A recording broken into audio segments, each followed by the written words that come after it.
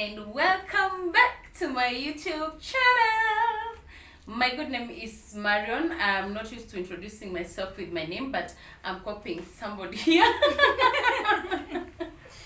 Yeah, but here is Marjorie's Diaries. I hope you're still keeping up. If you are a returning subscriber, God, you know what? I love you so much. And yeah, if you are new here, you're gonna love it. We do everything. We're here to pick, like what we'll be focusing on, but at this point we do everything. So if you want to have fun, just keep it here. Just turn on your notification bells and click on that subscribe button. Don't forget to comment, don't forget to like, and don't forget to share.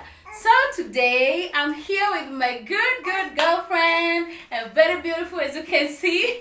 Her good name she will tell us, and what we're talking about, I'll tell you. But as for now, let her introduce herself, and you know what? You're gonna love it too. Just keep it here. Hi guys, my good name is Grace. Marion is my good friend, and I'm hoping you're going to enjoy the time that you're going to share in this channel. Thank you for having me. You're welcome. You're welcome. Yeah. Yes, guys, and we're sitting in her very beautiful house, as you can see. I don't think I'm going home today. No, you're welcome here. Yeah. This space. I know, right? Uh-huh. Yeah. So, guys, today we're going to do women health. I would prefer to call it that way. And we're going to talk about things to do with blocked fallopian tubes, possibly endometriosis. It's called endometriosis. Yeah, that's one. I know most of us suffer from the same, but maybe we don't even know what it is. We don't even know to what extent it can go. There's just a lot. But anyway, to corner the house here, watch as you talking na mwenyewe. So we're going to start. You will tell us, I know I have watched your videos. So there's that time I watched and I saw you talking about you struggled with the blocked fallopian tubes. Yeah. How was it? How was the pressure? Just take us through it. Okay. Yeah. So my journey started back in 2019 when I got married to my one husband. Yeah. My one husband. Yeah, we didn't say she's married, Yeah, so I'm please married. guys, speak up. So that's when my journey began. First of all, we had not even planned that we are getting a baby right then. Yeah. But at that time, we were just messing. When you're married, you're supposed to have family planning, contraceptives, and what have you. Yeah.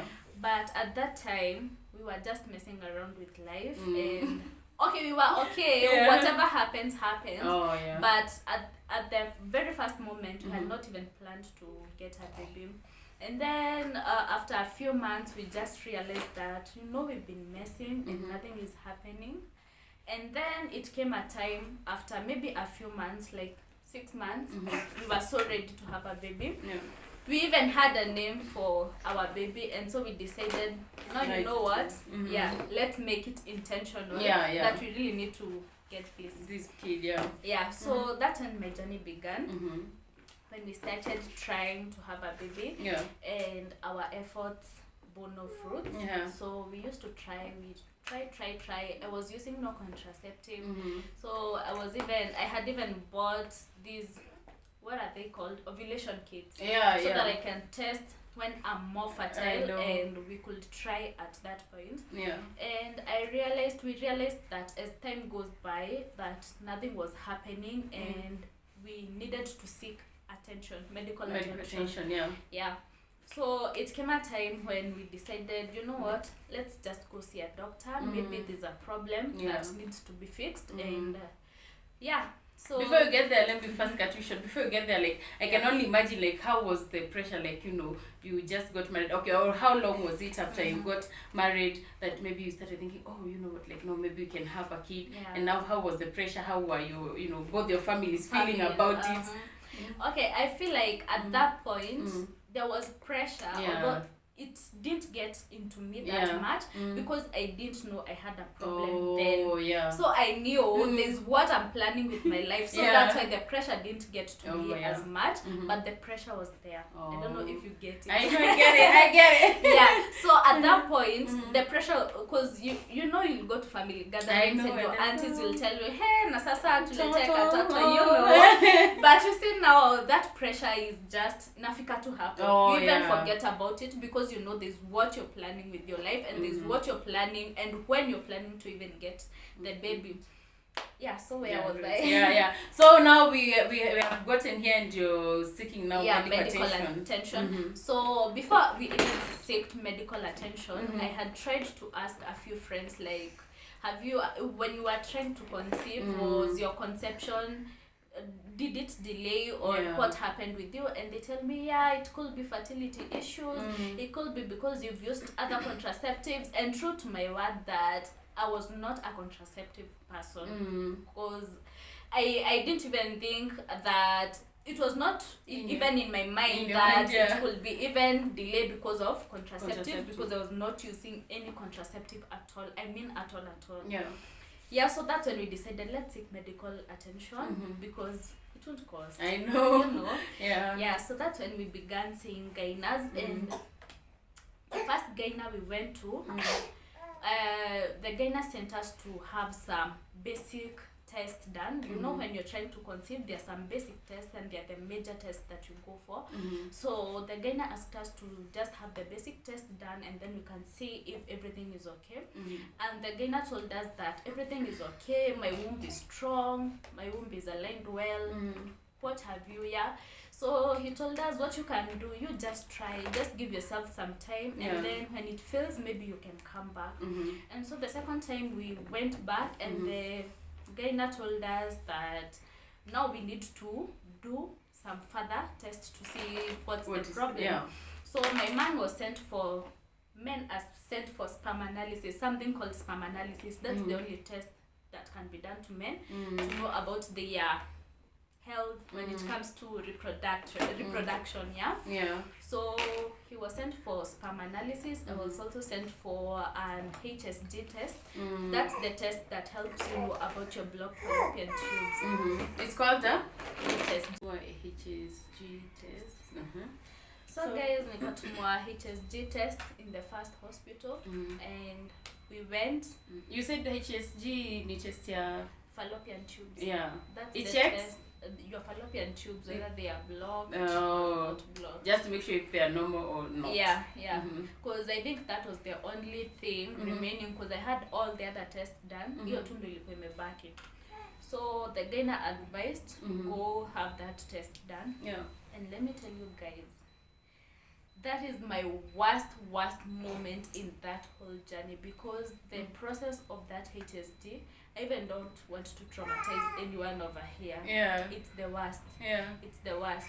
Anyway, I went through it. It's the pain or just emotion? So uncomfortable. It's painful, especially the first time. Because I remember when we went, the sonographer who was doing the test, aliniambia sometimes after the test, you might have severe period cramps because the liquid you're going to use might try to unblock the tubes just in case the tubes are not blocked because they had not determined whether my tubes are blocked. So he had already prepared me that maybe afterwards I might have severe period cramps. And also during that process, it's a 10 to 15 minutes process and you're done, but it's bad. It's bad. It's not, I won't even lie. So I went through it and I remember when the first time we went to that hospital after the test, I remember asking that doctor if he could tell us or explain to us what the results are saying. And he told us it's best if we return the results to our gynecologist. He is in a better position to tell us what is going on. So how was that? Because now you're here, you're looking for help. You're looking for answers, exactly. And then you've gone for a test, but somebody's referring to another person. And I'm here thinking you're even in a better position to tell me what's going on, because this is what you've specialized in. Yeah. So I'm here thinking you're supposed to tell me what's going on, but I said it's okay, let it slide. Just like that, like you didn't panic. Was for me, I would be like, oh my god, now okay, now you see, this is where you tell yourself. Now this is where you tell yourself, you know what? Nothing is wrong. I know, right? There's nothing wrong. I love your positivity. And then now my hubby was like, he took the results. Yeah. He read, because there was you see that picture after you've gone for an x-ray or something, vile inakwanga, there's that photo, and then now there's a whole analysis, a summary of what's happening.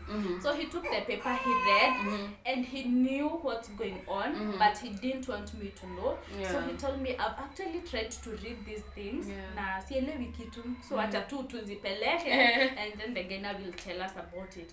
And then he was even telling me, hata sioni zikiwa mbaya, mi kulingana vile na understand, naona kaa tu tuko tu sawa. So my hubby alikuwa ameangalia results, akaniambia ati tuko tu sawa. Hata kama sizielewi kabisa, I think we are okay. So you see, hata sikushughulika. So we were to take back the results the following day. So tukaenda, we went to our gynecologist to compare results. Akasoma.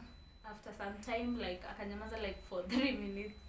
Sasa tena ndo akaanza kusema, you know, these things happen, and when they happen, we the only thing we can do now, it's only we start looking for a solution. So I'm here wondering, in your head you're like, what happened? What has happened? What solution are we looking for? You're all confused. You know, I think for him, he was like, how am I going to break the news? I'm not so used to these people. I don't know how they can react. I think now he was trying to soften the matter. Break the news. So, and then my hubby looks at me, tunaangaliana, I'm like, do you know what's going on? He tells me, So I listen. Then he starts saying, you know, he's not going direct to the point, but it clicked my mind that there's something wrong. There's a problem. When he said that, you know, there's a solution like IVF, we can also go for surgery. You know, now I'm like, this doctor is not even telling us what the problem is. And you don't even know who exactly has a problem. Exactly. Both of you. Exactly. Yeah. And then now he tells me, according to these results, your blocked fallopian tube, fallopian tubes are blocked. So I'm like, what do you mean by my fallopian tubes are blocked? Yeah. And then he tells me, if you look at this photo, I wish I could come with the results. If you look at it, you're supposed to see, you see the way we used to draw the reproductive system? Woman in a cartoon. I know. So now mine, there's that structure upper chini, but there's no photo of the tubes. So clearly they are both blocked. Okay. Yeah. So I was like, let me keep quiet for a moment. I digest this. You know, for a moment I was thinking, it's not something serious. I've actually never heard of it. And then after some time now it hits me. I'm like a person who has no fallopian tubes. Because you see then clearly from the photo, you can't tell where my tubes are. Because they are blocked. Wow. But at this point, like, at least you knew, like, you know, you were still receiving your menses, like, you know, everything else was normal. Everything else was normal. There's no even pain at some point that I used to feel that I'm feeling pain everywhere. Everything was normal. Everything was okay. I was not even suspecting. So it got you by shock? Yes, it got me by shock. So at that moment, I felt like, you know, I was like, are these the things that happen and someone is called barren for the rest of her life? I was at that moment, that's what I was thinking. And because I've had other stories of people pointing fingers and saying, "Oh, you're hapatangi mtoto, you know." And I was like, God, why me? I know. You know? And I was, at that moment, I was just praying to God that you better fix this issue because you have no option. You gave me a husband at a very young age. I know. So I don't think you gave me a husband to suffer. Yeah. So at that moment, I was just like, machozi yangu ilikuwa hapa. So the doctor is talking to me, and then my hubby tells him, it's okay, you just give me the information, I will pass to her. You know, I'm so emotional, and then I don't want to show it on his face. But at that point nilikuwa tu nafanya hivi, machozi irudi tu ndani, and then I will cry nikienda huko mbele. So the doctor, the dinner told us that it's good to seek a second opinion before we actually settle on my tubes are blocked. So that's when he sent us to Mpisha. Was it Mpisha or somehow, I don't remember. To go have the test repeated, and we stopped relying on just one result from one hospital. So when I went for the second test, it was the same. It was showing that actually they write tubal occlusion something, meaning that your tubes are totally blocked. Not blocked kidogo, like totally blocked. So after I took the results, that's when he told us that now, because it has been confirmed, now it's upon us to start looking for a solution. And then he was like, but I'll give you another chance, just in case you want to seek a third opinion, you can do it, and then we can find a solution. And me, I was so up to the task, because at this moment I'm like, no, it's not me. In our family, we've not even heard of anything like people that. who are barren, people who are not getting children, you know. So I was like, you didn't want to imagine that could be your story. Yes. I was like, I'm up for the task, I'll go for another. And those tests are expensive. They're not even cheap, I won't even lie. They are so expensive, but I was like, I'm up to it. I just want to confirm this. So we went for that test, and it was the same. So the same thing, you said the HSG test, yes. And the results were the same. So at this moment I was convinced that it's actually happening. This is it. So we went back to the gynecologist, and he told me that not the only solution we have is surgery. It's either you go for surgery or you can go for UVF. UVF is where you get UVF ni mahali unaikangwa sperm. Sasa tutaipataje? So he was like, it's either you go for surgery or you can go for UVF. And in Kenya right now, UVF is not offered just anywhere, and where it's offered, it's extremely expensive. We couldn't even afford it. You know, it's something you wouldn't even think about it, because there are so other big problems that you have, and urgent and important problems than the IVF, if you know what I'm saying. And it's also not like 100%. So you can even have it, and it still fails you. Or you even miscarry. You know, you think about those things, and you're like, no. You know, children are a gift from God, and I just want mine to come from God. I get it.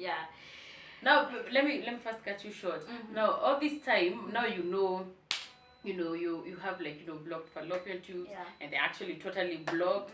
Is the doctor or gyne or whoever trying to explain to you or telling you, like, this is what causes blocked fallopian tubes? Did anybody ever tell you, like, does it just happen, or do we need to go and get tested? Because I mean, how do we even know if everything was normal? I'm trying to get it from this point. Everything was normal, but then how do you even know that you're okay? Okay, now at this point, the gyne is telling me that causes of blocked fallopian tubes, they are quite many, and it's hard to know what caused yours, you know. So he was trying to ask me whether, because some of them are continued infections, you can, some of them are even caused by, you see, the medicine they use when you're going for CS, because there are some people who will go for CS for the first child, and then the second child, the tubes are blocked. So, and I remembered back in high school, I used to struggle with UTIs. Yeah. So at some point, I was thinking this is the reason why my tubes got blocked or something. But it's so hard to determine what caused your tubes to block. Okay. That was the answer from the gynecologist. But there are several, like, you know, as you said, there are many. There are quite many. Yeah. They are not even talk several. about that some other time. Yeah, there are quite many. So what I'll advise is you go for this test because you might never know. Very you know, true. just go for checkup. It won't even cost anything. And but you said that they are quite expensive. Yeah, also. they're quite expensive. I won't even lie. Yeah. And then now the problem with this test. Whatever insurance you're using, I don't know whether there's an insurance that covers this test. Because for me, I even have insurance, but it didn't cover even a single cent. But I thank God because He provided. Now, what I was saying is, it's good you just go for this test because that time my gyna was telling me if the tubes have not been blocked for so long, it will be more easier to work with them than those that blocked long time ago. So you see, so you can actually it can be easier if like let's assume I go and get tested now and maybe there's a problem. It's easier than when I wait like for 5 or 10 more years. Exactly. Because you see, I think the more you wait, the more they continue blocking, and you see it's like a substance that's in the tube. So inaendelea tu kuongezeka, if you get what I'm saying. So it's just good to go for checkup and just know that you're okay and so at that point we were like, no, you know what, doc, just give us some time. Let us digest this. Yeah, it's and also then, a lot anyway. Yeah, we can decide on what we want. It's best for you. So we went back home. I'm here thinking. You were heartbroken. Yeah. I'm just, how was your hubby feeling? Like, was he like, my hubby was trying to be strong for me because we won't even break the. But I know that deep down. I know imemsumbua. We used to have so many sleepless nights. Like, it's so many times I used to wake up and ask him, are you sleeping? And then he tells me, no, what are you thinking about? Our story of getting a baby, you know? And it gave us sleepless nights.